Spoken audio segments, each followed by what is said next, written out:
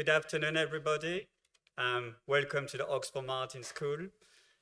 It's quite a delight to see so many people in the room for a very grey day outside. It's my delight also here. I'm Jean-Charles Buffet. I'm the research and program manager for the school, to welcome a lot of you and some directors. My job is extremely easy. I'm just going to introduce the chair for today's panel. Tim Chanel, which is Professor of Transport and Geography. I've been one of the director of the school, one of the 30 programs we support over the years, and every funding years. So Tim, please, if you want to come here.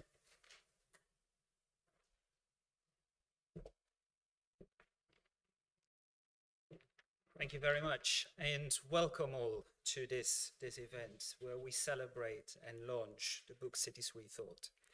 Now, this book, as so many books, has a very complex genealogy. The Informal Cities program here at the Oxford Martin School is an important part of that genealogy. But so is its biggest sibling, Peak Urban. Peak Urban was a £7 million research program that ran between 2017 and early 2022. It was funded by UK research councils, and it was led by Michael Keith and involved a couple of research groups here in Oxford, as well as the African Centre for Cities in Cape Town, the Indian Institute for Human Settlements in Bengaluru, AFIT University in Medellin, Colombia, and Peking University in Beijing. And it was Peak that brought the four authors of the book, Gautam, Michael, Sue, and Edgar, together. And yet, Cities Rethought responds in some way to the questions that we wrestled with in the Informal Cities program. That program was about how to know informality in cities at a time of abundance of digital data. And it looked at realms like housing, businesses and employment, healthcare, waste, energy and water, and also transport. And the program developed various methods for detecting informal businesses and urban developments, using satellite and Google Street View data, not least through the work of Nivo Cleary and her team at the Mets department. But there were a series of questions nagging in the background, questions that had emerged during Peak, but that were particularly pertinent when we're dealing with informality in the city. These are normative questions, epistemic questions, ethical questions about how to think with and about the informal, how to examine the informal, and how to act with regards to the informal in the city. And the Cities Rethought does not directly offer an answer to these questions, but the urban disposition that it outlines, and that Michael will introduce in a minute, offers guidance and a framework for answering and addressing those kinds of normative, epistemic, and ethical questions. And that framework, the urban disposition, is informed by the Informal Cities program, of course, Peak Urban, and much more. It is a condensation, I would say, of the experiences and insights from across the remarkable careers of its four authors, careers that span across academia, policy making, governance, and activism. Michael Keith, as the director of the Center on Migration Policy and Society, Compass, here at the university, will briefly introduce some of the key ideas of the book, after which we'll have reflections offered by two eminent urban scholars. We'll first have Fran Tonkiss, Professor of Sociology at the LSE, and then we'll have Jillian Rose, Professor of Human Geography at our own university.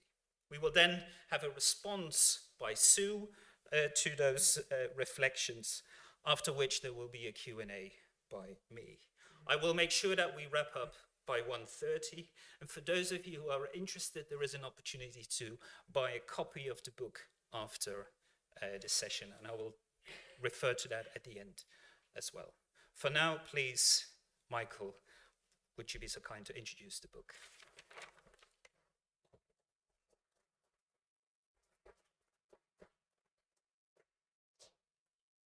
Thank you very much, Tim. Thank you very much to you for coming to the event today, to the Oxford Martin School for hosting us and for supporting our work, and also to other colleagues who've made unspoken contributions behind the scenes, too numerous to mention. As Tim said, my name is Michael Keith, and I'm going to give you a brief introduction to the book, which will hopefully set up what we did, why we did it, and give you some sense of where we're coming from. I think it probably doesn't need saying to the audience in this room that the links between urbanization and economic development are well established. The scale of movement to the cities is well proven. The turn of the globe urban is become a cliche of our time in a sense, and the movement to the city in places like Africa, China, India is actually not only a major driver of economic change, but also a significant driver of the climate crisis, of global warming, arguably the consequences of global urbanization, what some refer to as the planetary urban, are one of the principal, if not the principal drivers of global warming itself. And most straightforwardly, as I think the team who were involved in this project argued in a piece in Science recently that was a short version in the Financial Times, it is fairly easy to identify the global impacts of a planet made up increasingly of cities, populations moving majority to cities. And measuring that, seeing that at a planetary scale has become central to reports like the IPCC, regular reports, the various pieces of science that looks at the planetary scale. It is far more difficult to then go down at the lower scale and understand the interfaces of different systems working in the city itself, to understand the dynamics of cities themselves and exactly how we might intervene in those dynamics more effectively, which opens up a whole set of dilemmas itself. But also, when we're thinking about those cities, and one of the axioms that we take as central to the book is picked up in a number of academic disciplines, is that one can think heuristically, but also in some ways straightforwardly about the city as not a system as such, but an arena in which multiple systems collide, coalesce, and in some ways interface with each other. That sense that the city is an open system, not a closed system, means that it is structured by the logics of complexity, which means that predictability is possible within certain phases, but those phases are limited. But it also means, more interestingly at times, that the interfaces between systems are sites at which new things emerge. Salman Rushdie once said that newness comes into the world through the collision of cultures in cities, and in many ways, the dynamics of change in cities emerge from those interfaces between systems at which novelty comes through. But novelty comes through in many different ways, and it is also well established that it is difficult at times, when one looks at a planet of cities, to see a logic that corresponds with all cities across the world. Most straightforwardly, it's also seen as deeply problematic in many quarters, and there's a well-established literature that many in this room will be aware of. The cities of the global south do not respond straightforwardly or easily, or even at all, some would argue, to logics, ways of thinking, ways of analyzing that are transported from the experiences of 19th century Europe or the academic work of a global science about cities that comes largely from the global north. So how one then responds to that diversity becomes in itself a major consequence of different kinds of dispute. When we were trying to put together our work, what this meant were there were certain drivers that were central to what we were trying to achieve. Because as Tim said, we brought together people from many different disciplines, and we were trying to think of a way of writing about, thinking about, approaching cities that transcended that global north, global south divide.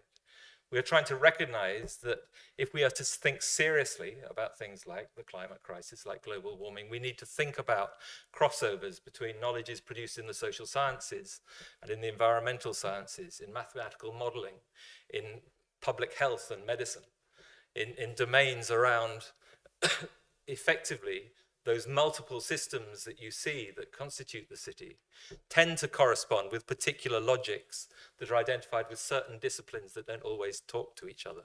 There was a sense in which what we wanted to do was to try and make sure we were able to work across those disciplines. There was also a sense in which we were trying to work with forms of understanding cities that use new techniques that are available in situations which are conventionally described as data poor, but increasingly involve different ways of seeing and analyzing, using satellite data, using online data, using real-time big data, and so on. And so in those contexts, we are very fortunate to have the chance to work across India, China, Colombia, South Africa, and the UK. And that structured the way we put together the program that Tim mentioned, which is known as Peak Urban. And Peak Urban is itself an acronym that tries to combine those various features. The P stands for the predictability that one finds particularly in closed systems, but not necessarily so much over a longer term. But think through the sciences of prediction, particularly that you see in certain domains that are now described sometimes as a new urban science, that actually the E stood for a notion of emergence, that sense that cities become sites of cultural change, of innovation. The A stands for adoption and innovation, that many of the disruptions that we see are produced by, for example, the mass digitalization of urban life, the innovation and technological changes that disrupt the way the city works. And the K being both an ethical and practical principle of knowledge exchange. And that the program we worked through tried to bring those things together in crossing those boundaries that are far too often slightly sticky, that are not unproblematic, don't resolve themselves straightforwardly. So we always said at the very start that what we needed was a kind of a constructive disposition, a sensibility, if you like, that was allowed a productive exchange between ways of seeing, ways of thinking, ways of knowing. And when we produced the book, the way that then metamorphosized was that what we thought was most appropriate, that we wanted to write a book that was, at one point in the book, we say, this is for an audience that we are not sure exists yet. It was an audience that we hope would be found as it found itself, that was actually prepared to recognize sometimes difficult boundaries between ways of thinking and analyzing, the boundaries between forms of engineering, forms of medical science, forms of physics, don't become straightforwardly interdisciplinary by putting everybody in the same room and talking at the same time. So it was a sense dispositional, and we tried to work around this book for a while and ended up with the structure, which hopefully you will see has a three-part structure which can be twisted and turned in different ways. There is a sense in the book that we need to think simultaneously and sequentially about the normative, the analytic, and the practical, or what we call the operational in the book. And what we say in the book is that anybody might want to start the book at a different time and a different place, but we see these three sections interacting and interfacing in different ways for different audiences. There is a sense that, contrary to some forms of scholarship, we believe that it is impossible to produce any meaningful analysis of cities without starting with a description of the normative location of where you are starting from.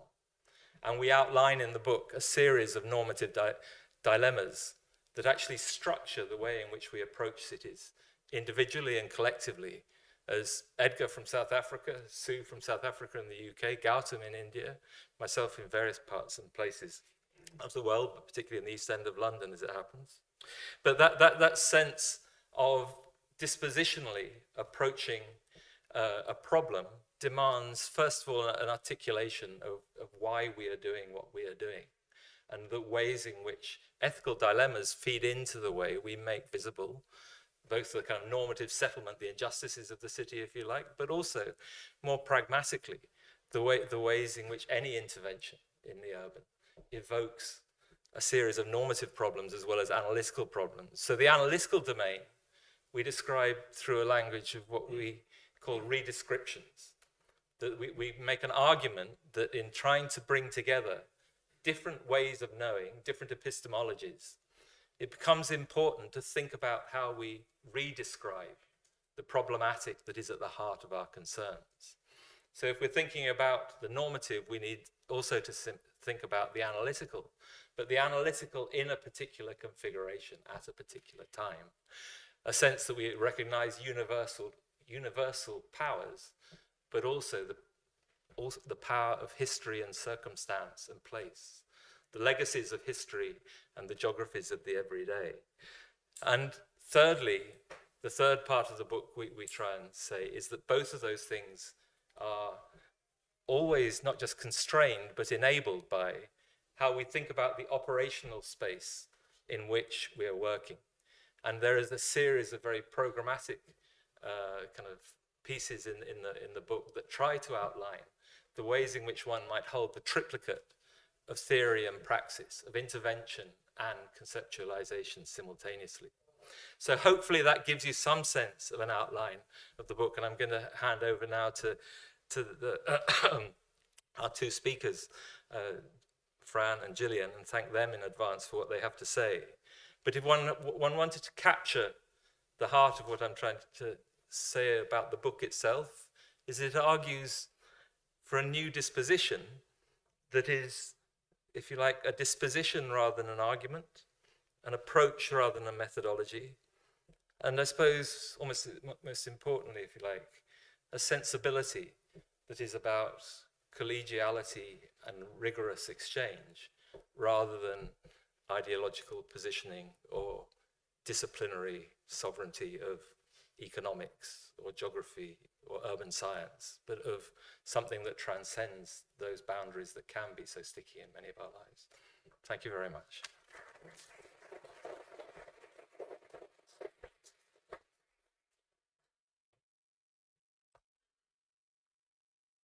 Thank you, Michael, and thank you, Tim, for the introduction. Thank you all for joining us. And thank you to the Oxford Martin School for hosting us today. I am speaking today as a reader of the book rather than as one of its authors. And I have had the pleasure of being able to read the book before it took the physical form that it's taken at the rear of this room.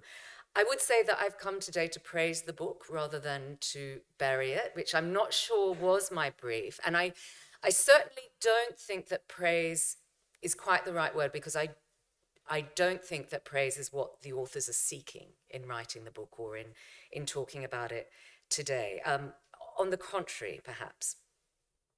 One element, though, I will praise in it is that it's not a long book, which I see as one of its particular qualities, but there is a lot going on in the book, and Michael has rather heroically tried to give you a synoptic account of what they were seeking to do with it. I'm just going to be more bare bones about it and dwell somewhat on these two terms, cities rethought, to press on those terms, the cities, the urban, the object of the book, as it were, and what it is to think about these complex things. I am, as Tim was saying, an urban sociologist. I noticed sociology was not one of the potentially ascendant disciplinary sciences that Michael just mentioned now in relation to the urban. And when Sue and Michael were gently steering Jillian and myself to think about how we might frame our two responses, Michael suggested I might speak about the messy space of urban studies, and I hadn't been planning to quote you on that, but I found it very helpful for thinking about how to speak to this rich book in a short space of time, and I also like the mess. It's why I'm an urbanist, and I think it's probably why many of the people in this room are interested in cities and perhaps choose to live in them and work in them as well. And of course, the messiness of urban studies is very appropriate in this sense to its object.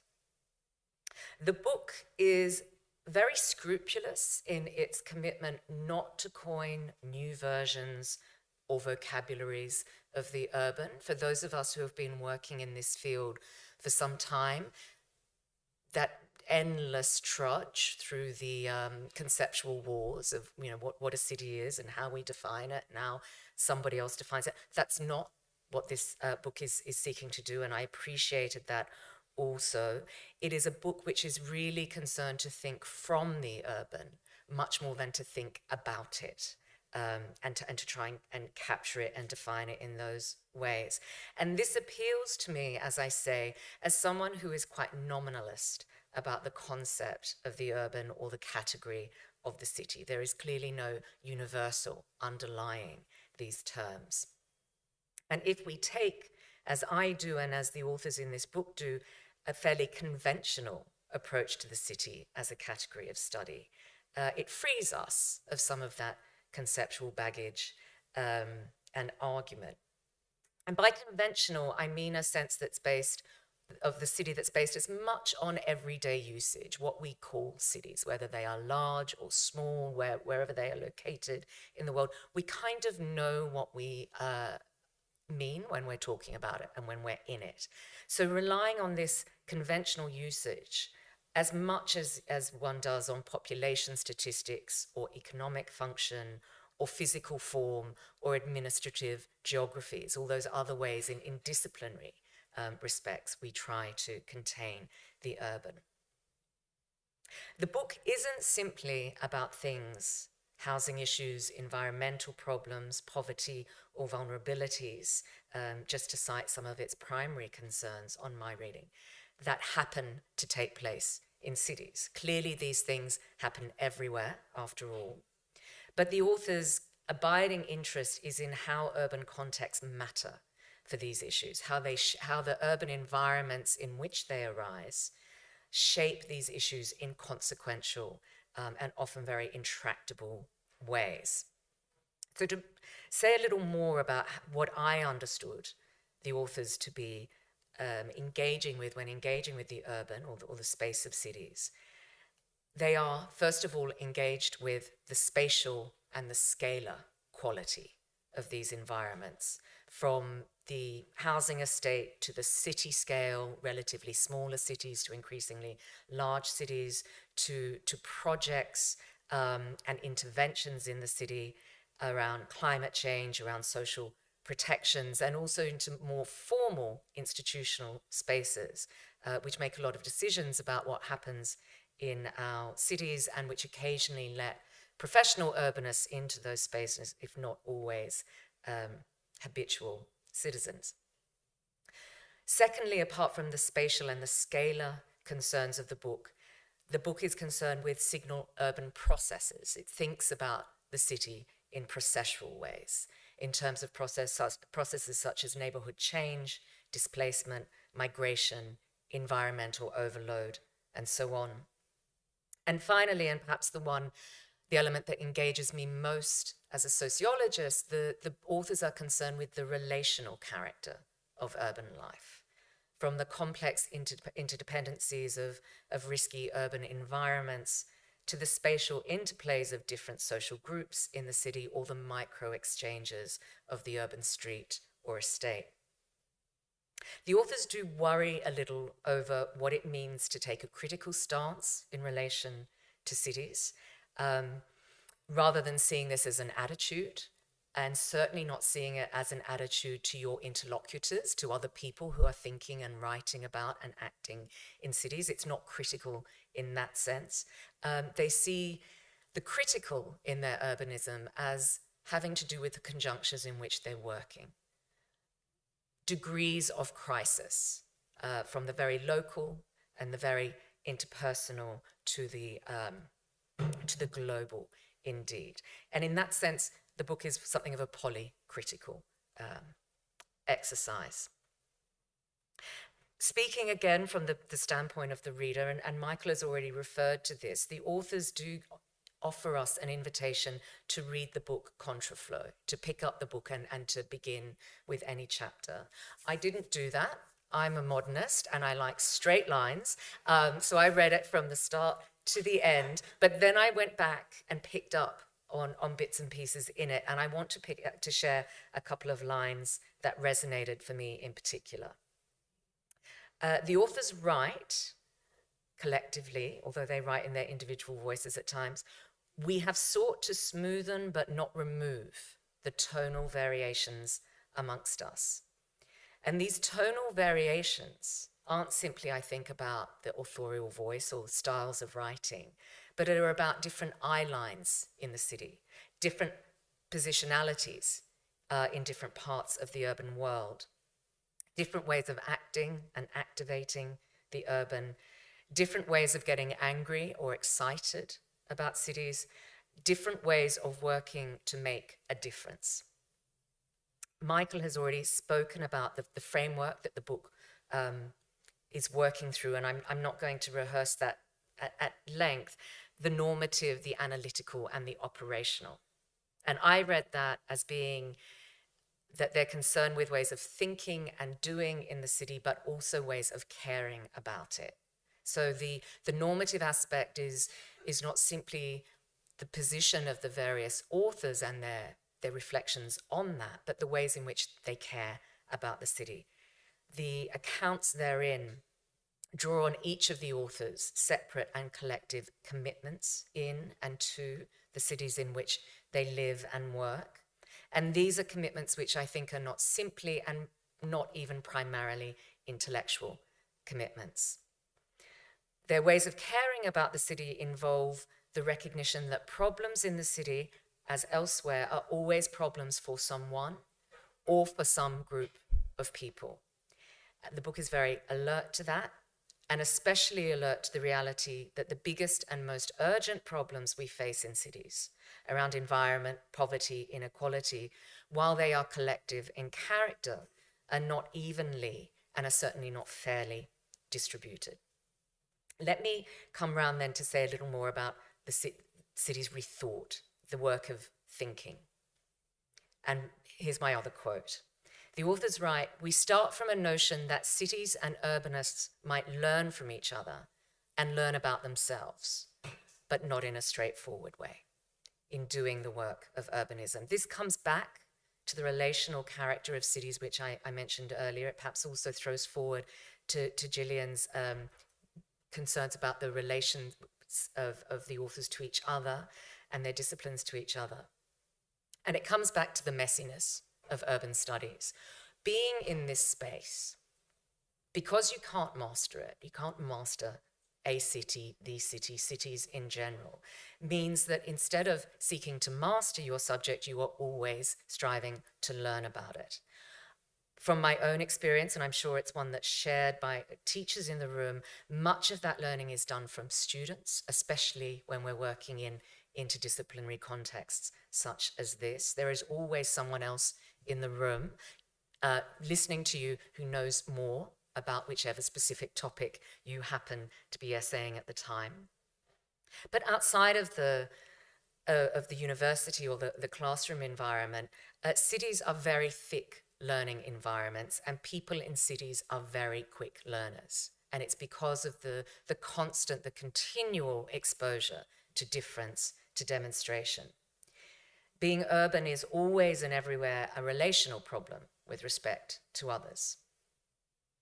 And urbanists working in my field, sociology, of course, have been worrying about that for a very long time. How do we manage collectively, as well as in our smaller local individual lives, to live with so many unknown others for whom we have degrees of responsibility? It's a trick that cities keep pulling off, more or less well, and always messily. But it's also, as the authors remind us, a relation to ourselves. They reflect on their practice, not in a self-regarding or a navel-gazing way, not as so as to offer a kind of advice to young urbanists, but to speak perhaps to an audience that doesn't yet exist or doesn't exist in a coherent, in a bounded, in a recognizable way. The book is very generous to the reader. The voice throughout is directed towards the reader. It's not speaking about the city. It's not speaking to other theorists and other analysts. It's speaking to its readers and inviting them in. So Cities Rethought then, as I understand it, isn't about, or it isn't trying to suggest that we previously thought one way or one thing about cities, and now we're trying to think in some other way in order to be innovative, in order to be cutting edge, in order to be vanguardist. Rather, it gets at the notion that urbanism is always a process of thinking and rethinking, thinking harder, thinking on the basis of mistakes, and above all, thinking together. So thank you for the book. Thank you for being all here today.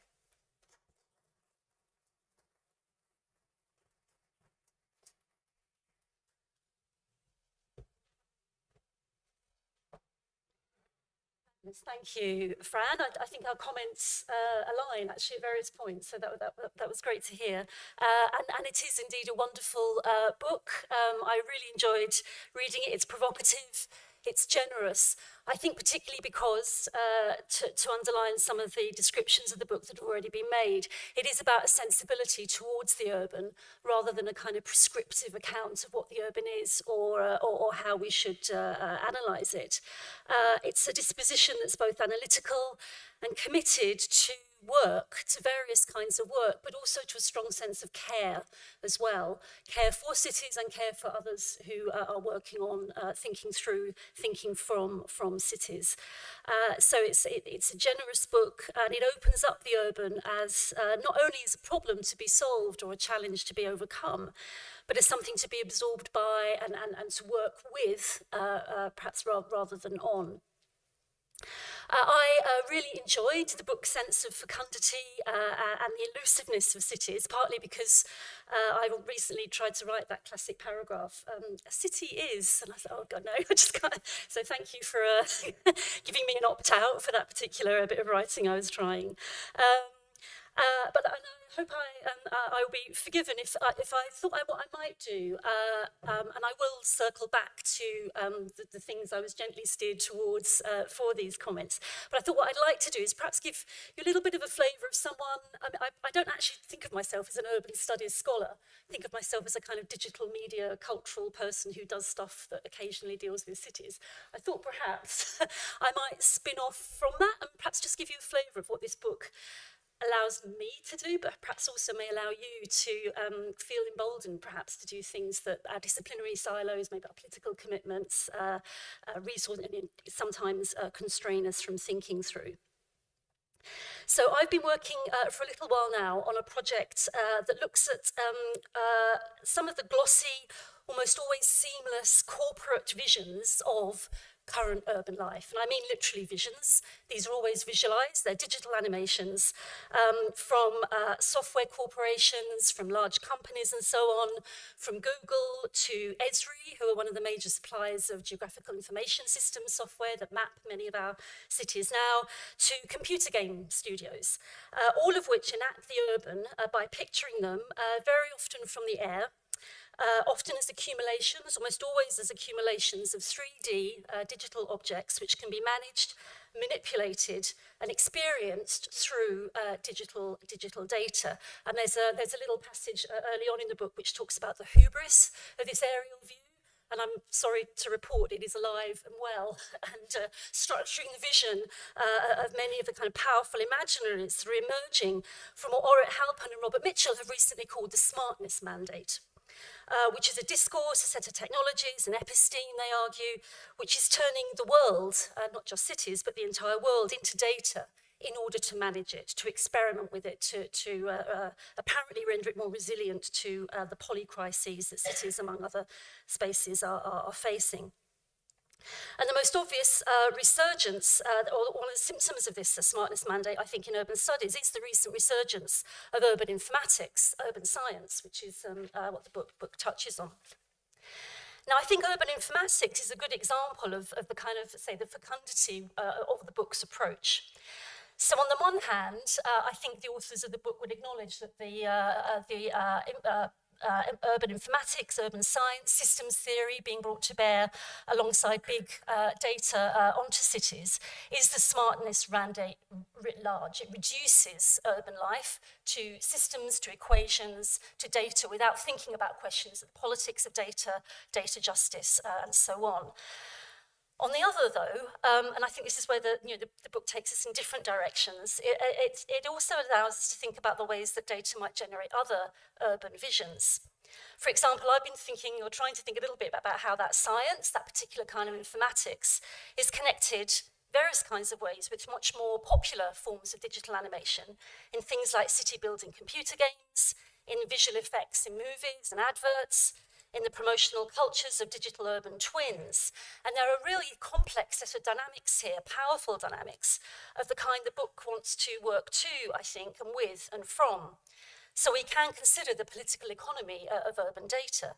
We can think about software, computer graphics software, as a particular kind of technological affordance which pushes us towards thinking through the world in 3 dimensions, Cartesian geometries, but is also a commodity being sold for its apparent benefits. We can think about intellectual histories of cybernetic, neoliberal and ecosystem thought, which is what Halpin and Mitchell do in their book on smartness. I also would argue we can think about fantasies of white masculine global north control over the urban that are frequently articulated through these kinds of animations. We can think about cartographic traditions of survey and extraction that underpin geolocated data. We can think about traditions of cinematic spectacle. You know, there's a wide range of things that suddenly come into view if you're thinking about the urban as something that needs redescribing and can be redescribed in different ways, both by these kind of, I think, very powerful extractive visions of the urban and by the other forms that the authors of this lovely book are advocating. So while certain configurations of these accumulate to perform the God trick or the aerial view, we might also consider then that there might be ways to simulate the urban in other ways, through non-linear systems, through digitally rendered visions of fantasy and play.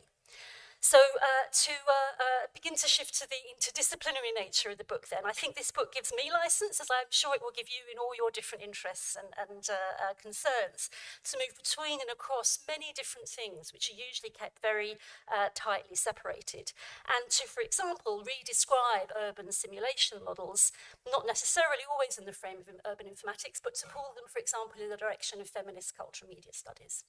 So a small example. But nonetheless, I think it is a typical example of what the book's real, genuine interdisciplinarity allows. That's a word that's often thrown around. Roland Barthes described interdisciplinarity as a practice that creates a new object that belongs to no one. And I think in that sense, this book is one of the absolute genuinely interdisciplinary things I've encountered for a long time.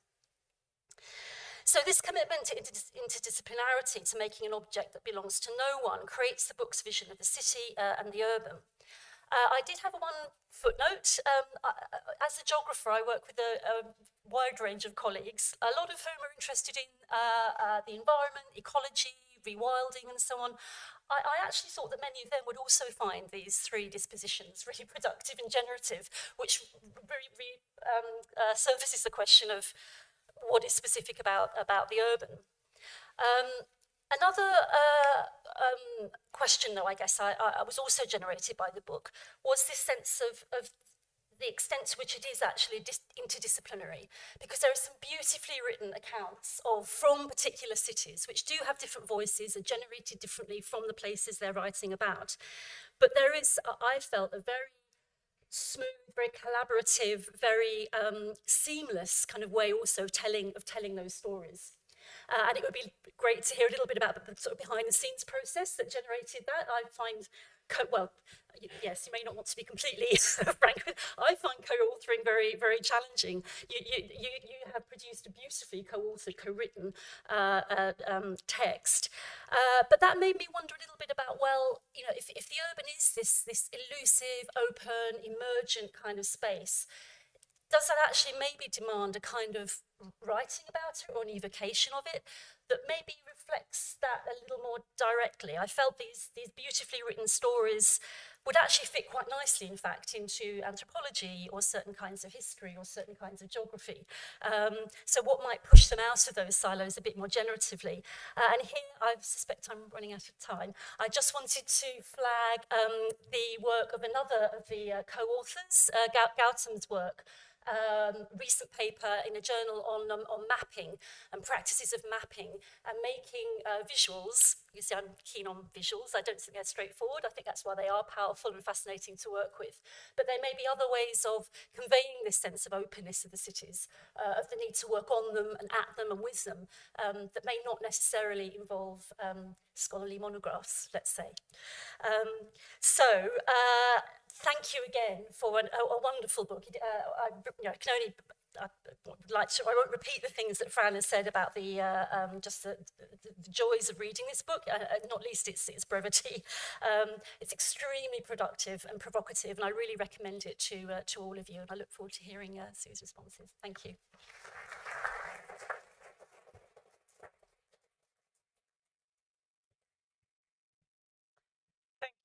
Thank you both, and thank you to everybody who is here.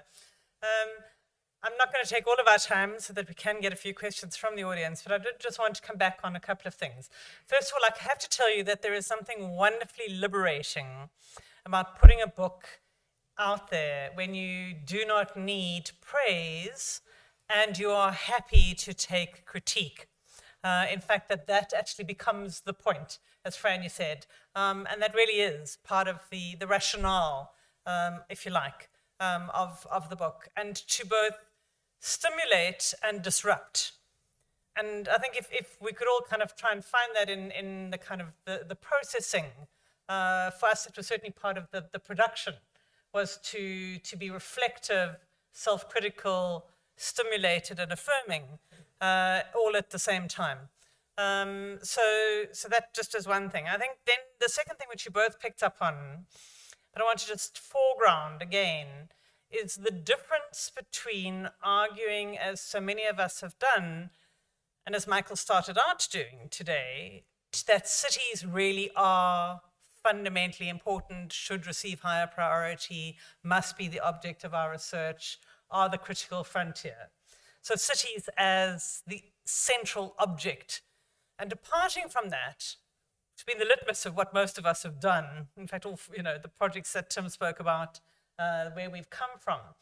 And rather to sit back and say, how do we rethink, how do we reframe, how do we reconfigure our engagement with this precious, tender object of the city, however defined. And it's such a different way of operating. And it enables you and it unlocks. And Fran, I really liked it. I don't know if you were doing it intentionally.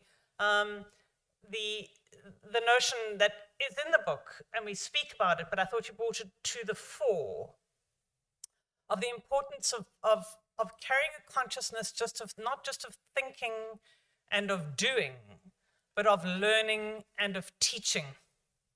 Because the capacity to learn, we all know, we talk about lifelong learning, and when you're in an urban context, a city context, that is imperative, particularly if, as Jillian was pointing out to us, that the realities of the contemporary urban world are transforming at a pace and across scales and ways and modalities that are just so different from what we've had. So the ability to keep learning, that lifelong learning about the city, in the city, of other urbanists, is absolutely imperative to ongoing relevance.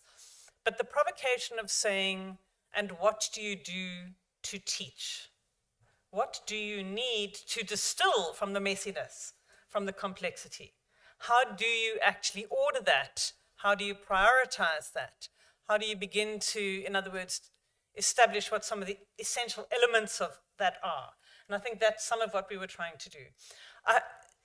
It's a little book, but it is a dense book. And just as you may be able to start from the beginning, the middle, or the end, you may not take something from the whole. You may take something from each of the component parts of it. But we do hope that, perhaps unlike many other monographs, that you would actually pick and choose. It's a little bit of a pick and mix. But it's also, we hope, something that adds to, disrupts, stimulates, and certainly on the basis of what we've heard so far from both of you, thank you very, very much, was absolutely in that vein. Tim, I think you're coming up to take some questions. Thank you.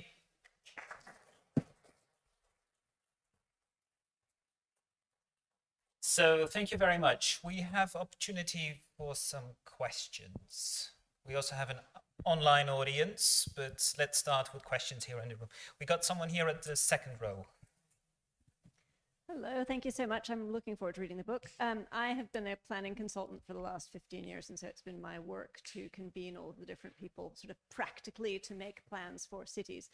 And I'm curious if you, and part of that work has been engaging the community, doing consultations. You know, I'm from California, so I can switch to that accent, to really talking with the communities that live in each of these places. And that is, in my experience, one of the most difficult elements of the planning process is actually establishing that relationship of collegiality, is the sort of the experts with the people who are actually experiencing the day-to-day life and have quite firm opinions about the changes in their cities.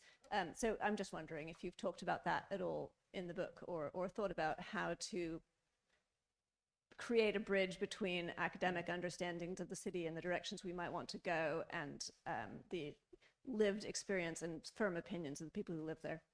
Thank you. Thank you very much. We also have a question at the back. I suggest we take both of them and then we'll invite the authors for a response.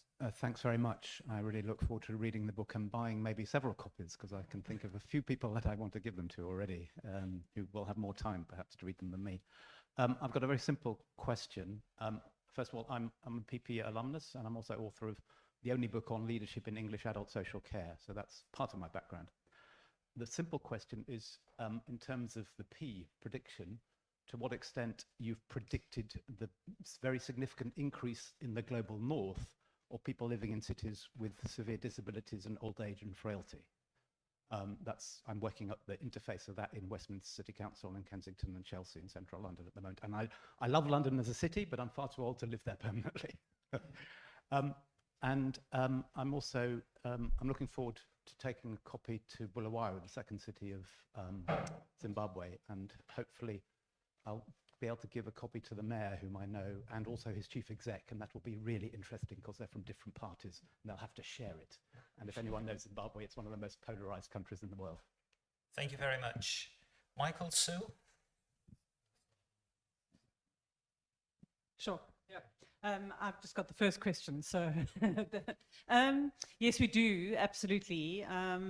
I think one of the things which is perhaps unusual about all four of the authors is that, although all based technically in the academy, have been in multiple sites directly involved in the pavement, the street, the city hall, and in professional circles. And part of what we've been trying to do is to talk about how do you deal with incommensurate experiences? How do you deal with conflicting priorities?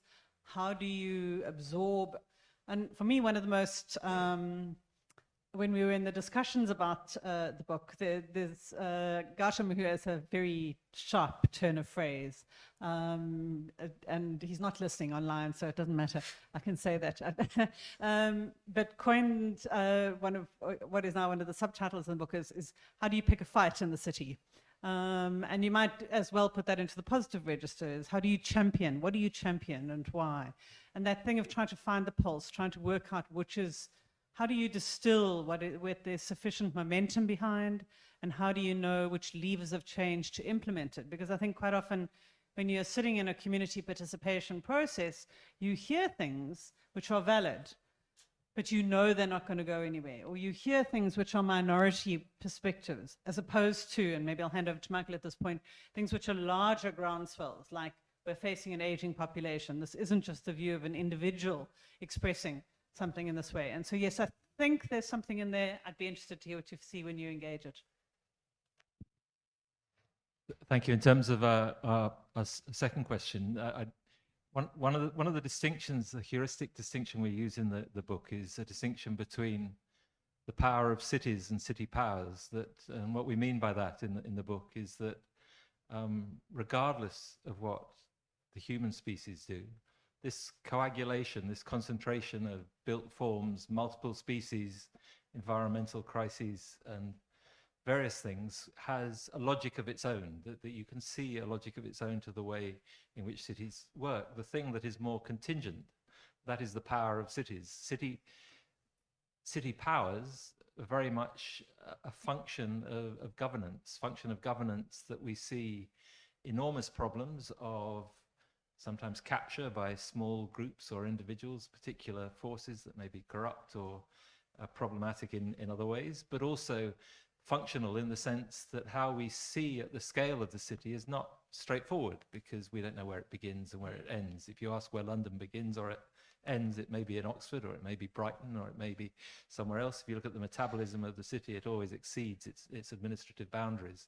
But most straightforwardly, the way that nation states choose to empower or disempower cities is deeply problematic, not least in the United Kingdom. So in order to answer the question very directly, I personally have had experience of trying to run part of a city and being very aware as a leader of a local authority in part of London for a number of years, that one of the things that is predicted is that because of the statutory obligations that are placed on local government in the United Kingdom, then certain statutory obligations will eat up the discretionary budget of any local government unit anywhere in the United Kingdom, because of the dysfunctional way in which local governance is funded. Not least the fact that demographic aging is very predictable in the straightforward sense that we can see what is happening to our populations, and we can see what that means in terms of the problems identified.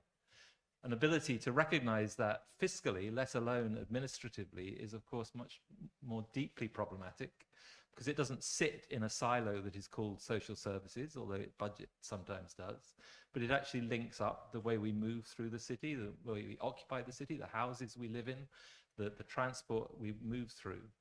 So it is a classic example of the way in which, in order to understand the operational space of what is happening with the interface between the needs of a growing elderly population and the city itself, you need to bring into the room many different forms of expertise: the people who design the houses, the people that equip the houses, the people that are actually servicing the needs of the needy, and do so in a way that is fiscally plausible, which in a British context, many other contexts alone, but in a British context, is certainly not working at all, because there are long-standing, and most of this audience will be well aware of the fact, there are well-standing debates about the need to recognize the implications of demographic aging in the United Kingdom and its concentration in cities, but a complete failure to address what that means in terms of the reform of social care, the reform of obligations that are placed on families with elderly relatives, the implications in terms of the way we design and think about cities, as we need to create retrospectively a way to adapt to those things that we know about, as well as be ready for those things that are less predictable. Thank you. I think we saw a question at the back. Thank you so much for your time and giving this talk and the book. Happy to read it once it's available.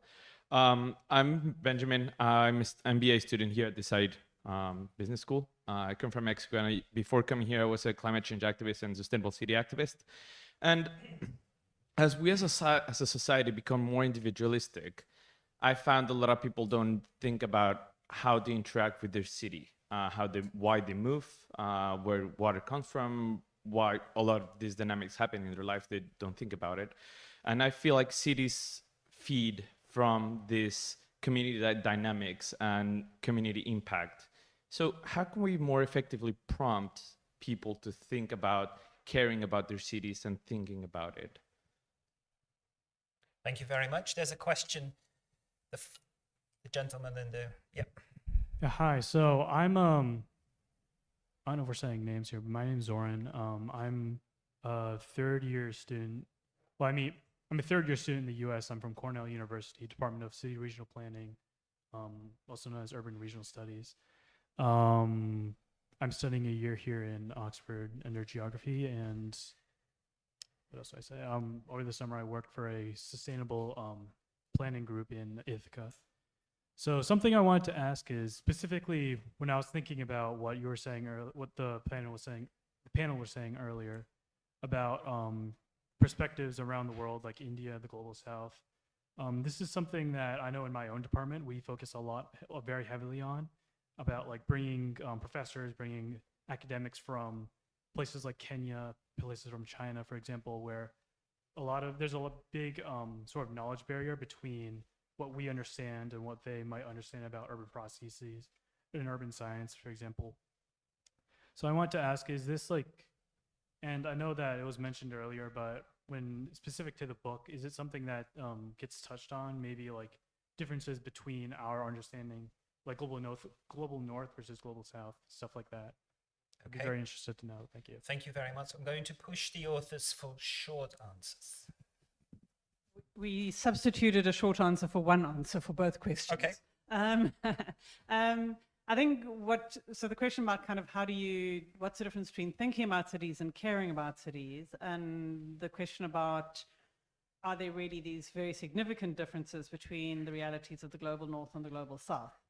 And in both cases, you're absolutely right to draw a distinction. But some of what we try to do in the book is to say there are some common things that if you are concerned to have a normative position of I care, or to have a normative position which says, I don't think that the same thing is relevant everywhere, all at the same time, all in the same place, that's not enough. You've got to do other things. And so part of the point of the analytical redescription is about saying, actually, what is it that makes places work? Okay? What do you need to know, and how do you open up the avenues to find out which are the corridors of power? How do you understand what the temporalities of change might be? How do you understand the long-term processes of budgeting? And then having done those kinds of things, how do you begin to get the right people to enable you to begin to organize in that? And so part of what we were trying to do is we came from across the global north and south. Quite a few of us in the authorial team have been involved in some of the debates about cities of the south. And in a way, this is an effort to try and go beyond that. In other words, that the differences that exist within some of those spaces are much greater sometimes than the differences between them. And that without universalizing what we mean by the city, or indeed universalizing what we mean by normative values, there are some things which remain essential for us to engage in as scholars and practitioners and learners that are universal. And so to find those, they're flexible, they manifest in different ways, they will be ordered and configured, they are essentially contingent on time and space. What you would do in Chennai at a particular moment and what you would do in Shanghai are not going to be the same or in the same way. But there are some things where if you think about who's your first year student, what do they need to know, and how do you begin to equip them to be able to do that? Or who's your 40-year-old engineer who needs to reconfigure their practice for a very different universe to deal with aging, that we can begin to put on the table. And it's that kind of provocation that lies behind this idea of we can't do things like we used to do them, because the old modalities are fixed. They don't always travel very well. We have got too many things going on around too many complex processes in an enormous number of different ways and places. So we have to go back and reconfigure, redesign, and recalibrate. And I think that's some of what we're trying to do, and hopefully it gets you to those questions through the back door. So Sue's last answer speaks very well to the challenge that this book sets. And you will have appreciated that Michael is a man of many talents. He's also a trader. And you can actually buy a copy of the book, of the physical book, if you would like to, immediately after this session closes. It's with a significant discount. I think it's a 50% discount. So it's a real buy. And when you read the book, you will have to step back and you have to pick and choose. I think that was what Sue was saying. And it's true, because I've also read the book. It's a very dense book. There's a lot going on. It's a fascinating story. And it is confronting rather than stepping away from the challenges that cities and indeed the whole world are facing. So I would really like to thank all of you for being here today, and I hope you found it worthwhile. I would like to extend our thanks to the Oxford Martin School for hosting us today and for their generosity. A special thanks to Fran and Jillian for taking the time to read the book and to think about it and to share their reflections with us. And of course, also special thanks to Michael, Sue, and I think Edgar, who is online as well. Thank you ever so much.